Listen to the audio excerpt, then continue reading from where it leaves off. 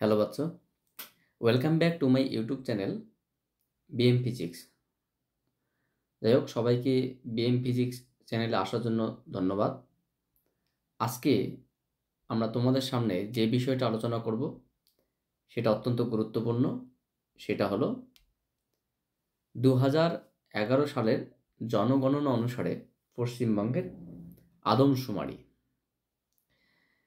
শুরুতে আমি একটা কথা বলে দেই যে এই সম্পর্কিত আলোচনা মানে পশ্চিমবঙ্গ সম্পর্কিত আলোচনা বিস্তারিতভাবে আমরা অনেক দীর্ঘ ভিডিওতে নিয়ে আসব এবং সেটা অত্যন্ত গুরুত্বপূর্ণ হবে।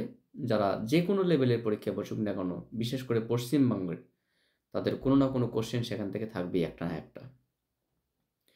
তো চলো আমাদের সেই পশ্চিমবঙ্গের আদমশুমারি 2011 সেখানে কি কি তথ্য ছিল সেই তথ্যগুলো সম্পর্কে একটু জেনে আসি। দেখো, আদমশুমারি 2011 পশ্চিমবঙ্গ প্রথমত আম, মোট জনসংখ্যার বিচারে পশ্চিমবঙ্গ দ্বিতীয় স্থান, ভারতের দ্বিতীয় স্থান অধিকার করেছে। মোট জনঘনত্বের বিচারে পশ্চিমবঙ্গ কি ভারতবর্ষের চতুর্থতম স্থান। মোট জনসংখ্যা 9,12,76,115 জন। এবার তোমাদের প্রশ্ন হতে পারে, স্যার জনসংখ্যা তো আরও অনেক বেশি। দেখো, ওপরে কিন্তু লেখা আছে 2011, তারপরে থেকে কিন্তু আর আদমশুমারি এখনও হয়নি। তাই নতুন করে মানে যখন আসবে তখন সেখানে আপডেট দেওয়া হবে। 2011 সালে 9,12,76,115 জন মোট জনসংখ্যা ছিল। এখন মোটামুটি যদি একটা আনুমানিক, যদিও এক্স্যাক্ট নয়, মোটামুটি 14 থেকে 15 কোটি জনসংখ্যা হয়েছে পশ্চিমবঙ্গে। জনসংখ্যা বৃদ্ধির বার্ষিক হার 13.84%, মানে প্রতি বছরে 13.84% হারে জনসংখ্যা বাড়ছে।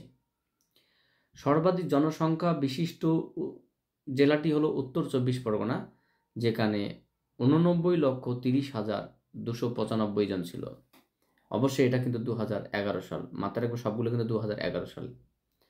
জনঘনত্ব মানে পুরো ভারতের ক্ষেত্রে ভারতের ক্ষেত্রে সেটা পশ্চিমবঙ্গ ছিল দ্বিতীয় স্থানে এবং জনঘনত্ব ছিল প্রতি বর্গ কিলোমিটারে 1 বর্গ কিলোমিটারের মধ্যে 1029 জন। এবং জনঘনত্বের বিচারে পশ্চিমবঙ্গ 2011 সালের হিসাব নিকাশে দ্বিতীয় স্থান অধিকার করেছিল।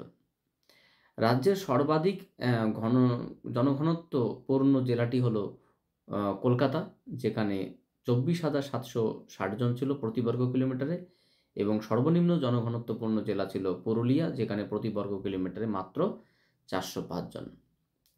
সাক্ষরতার বিচারে মোট সংখ্যা ছিল 6,15,38,281 জন, যেখানে পুরুষের সাক্ষরতার সংখ্যা ছিল 3,38,18,810 জন এবং মহিলার সংখ্যা ছিল সাক্ষরতার দিক থেকে 2,77,19,471 জন।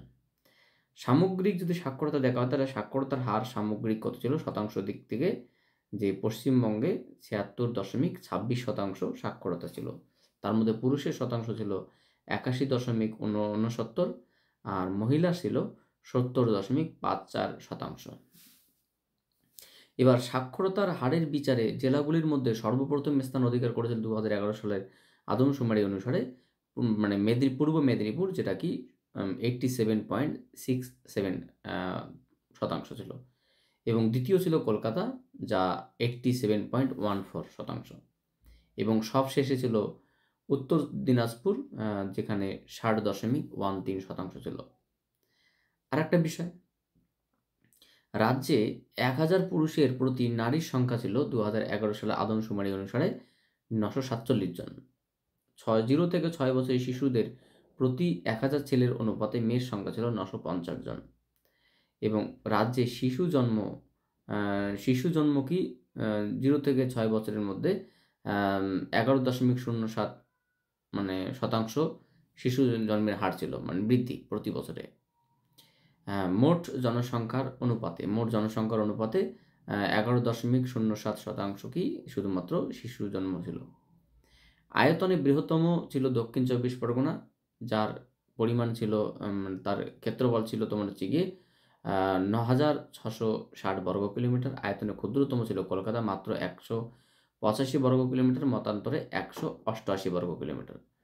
যেখানে ২০১১ সালের আদমশুমারি অনুসারে পশ্চিমবাংলায় মোট প্রাথমিক বিদ্যালয়ের সংখ্যা ছিল ৫১,০১৬টি, আর মাধ্যমিক বিদ্যালয়ের সংখ্যা ছিল ১০,২৩৮টি, উচ্চ মাধ্যমিক বিদ্যালয়ের সংখ্যা ছিল ১,২৭০টি, মহাবিদ্যালয় ৫২৩টি, বিশ্ববিদ্যালয় ২৬টি প্রায়। সবথেকে বেশি বৃষ্টিপাত হতো জলপাইগুড়ি জেলার বক্সা ডুয়ার্সে, যেখানে বর্গ মানে ৫০০ সেমি।